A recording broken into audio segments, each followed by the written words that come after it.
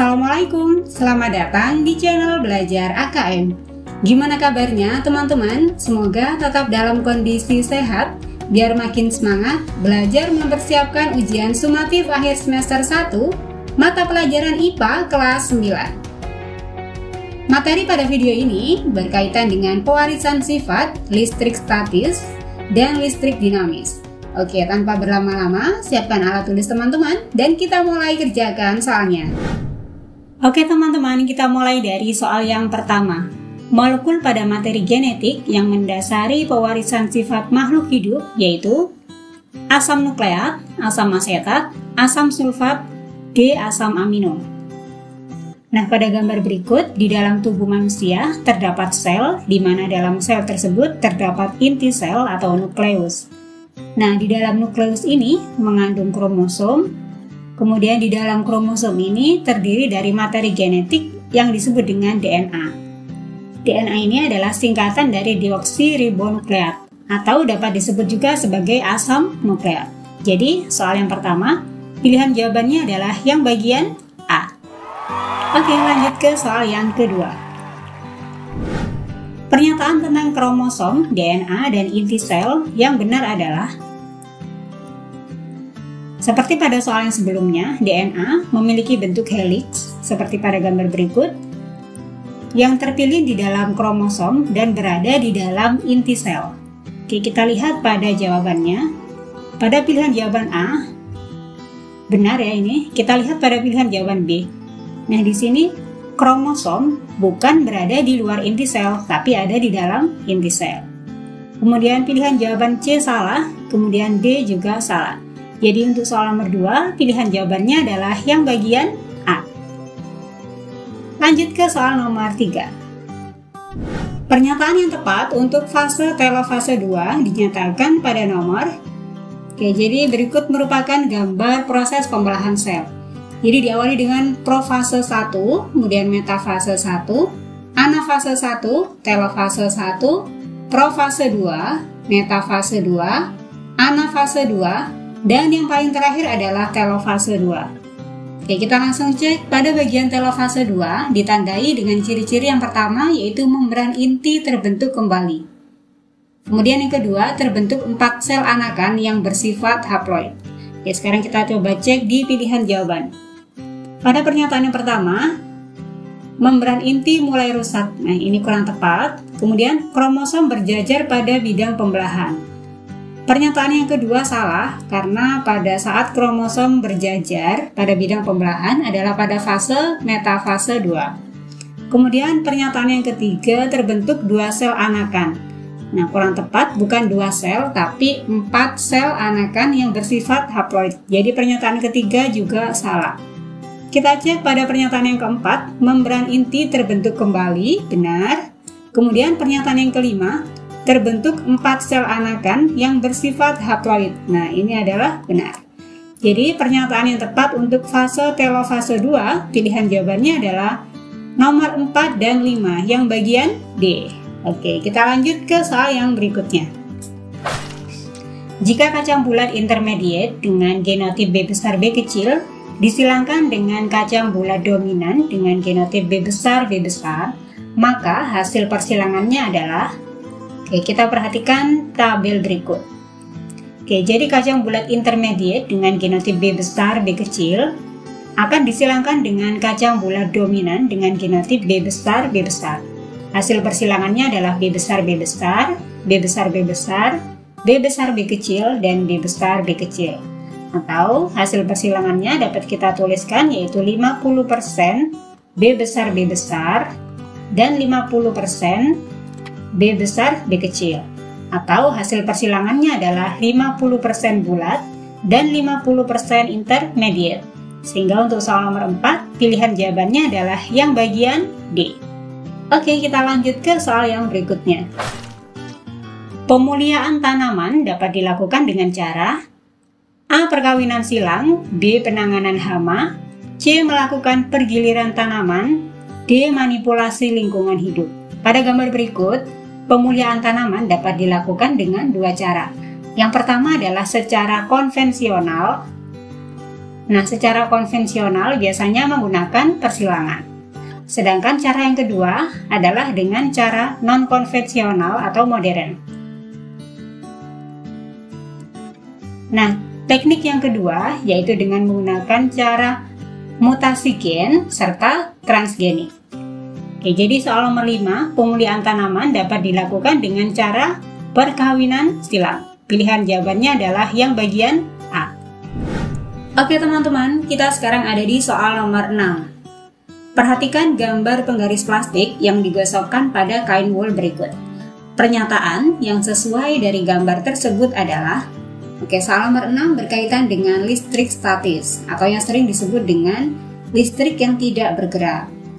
Jadi setiap materi tersusun atas atom, di mana atom ini terdiri dari inti atom dan kulit atom. Pada bagian inti atom tersusun atas proton yang memiliki muatan positif dan neutron yang memiliki muatan netral. Kemudian pada bagian kulit atom tersusun atas elektron yang memiliki muatan negatif. Nah, elektron inilah yang dapat berpindah dari lintasan dari dalam keluar maupun dari luar ke dalam. Oke, kita kembali ke gambar penggaris plastik dengan kain wol. Nah, pada kondisi awal, penggaris plastik ini tidak memiliki muatan atau bersifat netral. Kemudian setelah digosokkan pada kain wol, maka terjadi perpindahan elektron dari kain wol ke penggaris plastik. Jadi elektronnya berpindah dari kain wol ke penggaris plastik sehingga pada penggaris plastik tersebut memiliki banyak muatan negatif atau tersusun atas banyak elektron. Oke, kita lihat pada pernyataan berikut. Pada pernyataan C dan D, salah ya.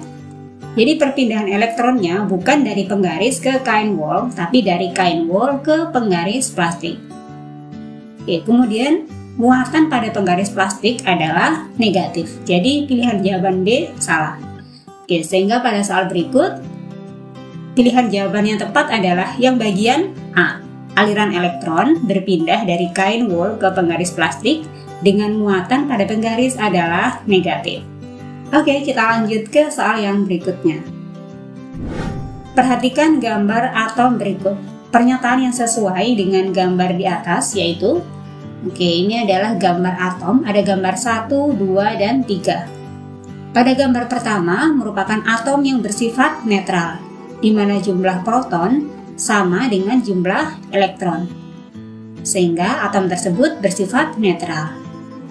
Sedangkan yang kedua merupakan atom positif, di mana jumlah proton lebih banyak daripada jumlah elektron. Oke, pada gambar yang ketiga, sebaliknya, ini merupakan atom negatif, dengan jumlah elektron lebih banyak daripada jumlah proton. Oke, jadi pada soal nomor 7, pernyataan yang benar atau yang sesuai dengan gambar di atas adalah gambar 3 yang bermuatan negatif. Jadi pilihan jawabannya adalah yang bagian B. Oke, kita lanjut ke soal yang berikutnya. Oke, gambar di bawah ini yang menunjukkan kedudukan daun elektroskop yang diberi muatan secara induksi adalah, pertama kita perhatikan muatan yang ada di bagian atas. Semuanya memiliki muatan positif. Nah, apabila didekatkan pada sebuah elektroskop, maka muatan negatif yang ada di dalam elektroskop akan berpindah ke bagian kepala. Jadi kepalanya akan memiliki muatan negatif. Sehingga pilihan jawaban A dan B salah. Karena muatan negatif semuanya berpindah ke bagian kepala, maka yang tersisa pada elektroskop tersebut adalah muatan positif. Sehingga pada soal nomor 8, pilihan jawabannya adalah yang bagian C. Oke, kita lanjut ke soal yang berikutnya. Muatan P menolak muatan Q ditarik oleh muatan R ditolak oleh muatan S, dan muatan S ditarik oleh muatan T. Jika Q bermuatan positif, maka pernyataan muatan listrik yang benar adalah, biar lebih mudah, perhatikan ilustrasi gambar berikut. Jadi ada muatan P, Q, R, S, dan T. di soal disebutkan bahwa Q bermuatan positif. Oke, jadi kita tulis di sini Q memiliki muatan positif. Oke, kemudian muatan P tolak menolak dengan muatan Q. Muatan P tolak menolak dengan Q. Artinya P memiliki muatan yang sama dengan Q, yaitu positif, karena saling tolak menolak. Oke, selanjutnya muatan Q ditarik oleh muatan R. Agar muatan Q saling tarik-menarik dengan R, maka R harus memiliki muatan negatif. Selanjutnya, muatan R ditolak oleh muatan S. Nah, agar R dan S saling tolak-menolak, maka muatan pada S harus bernilai sama dengan R, yaitu negatif. Oke, kemudian yang terakhir, muatan S ditarik oleh muatan T. Nah, agar S dan T saling tarik-menarik, maka muatan pada T adalah harus positif. Oke, kita cari pernyataan yang benar. P dan R negatif. P dan R negatif salah. P dan R positif salah. Kemudian S dan T negatif salah. R dan S negatif. Nah, benar, R dan S adalah negatif. Sehingga pada soal nomor 9, pilihan jawabannya adalah yang bagian D. Oke, masih semangat ya teman-teman? Kita lanjut ke soal yang berikutnya. Oke teman-teman, kita sekarang ada di soal nomor 10, merupakan soal terakhir dalam pembahasan kali ini. Perhatikan gambar berikut, bila R1 atau resistansi 1 sama dengan 4 ohm, kemudian R2 6 ohm, R3 2 ohm, dan tegangannya sama dengan 12 volt, maka besarnya arus listrik yang mengalir pada rangkaian tersebut adalah. Oke, soal nomor 10 berkaitan dengan hukum Ohm. Pada soal yang berkaitan dengan hukum Ohm, kita gunakan rumusnya yaitu V sama dengan I dikali R. Dengan V yaitu tegangan, kemudian I adalah kuat arus, kemudian R adalah resistansi. Oke, di soal yang ditanyakan adalah besarnya arus listrik atau kita akan mencari nilai I. Untuk menentukan nilai I, maka kita gunakan rumus I sama dengan V dibagi dengan R. V-nya yaitu 12 volt, kemudian R-nya kita akan hitung nilai R total dari rangkaian seri berikut. Untuk menentukan nilai R total dari rangkaian seri, tinggal dijumlahkan jadi R1 tambah R2 tambah R3. R1 nilainya 4 ohm, R2 6, R3 2.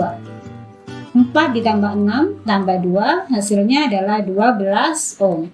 Jadi nilai resistansi total adalah 12 ohm. Kemudian tinggal dibagi 12 dibagi 12 hasilnya adalah 1 ampere. Jadi besarnya arus listrik yang mengalir pada rangkaian tersebut adalah 1 ampere. Pilihan jawabannya adalah yang bagian C. Oke teman-teman, sekian pembahasan soal kali ini. Silahkan subscribe channel Belajar AKM untuk mendapatkan pembahasan soal yang lainnya. Sampai jumpa di video berikutnya. Wassalamualaikum.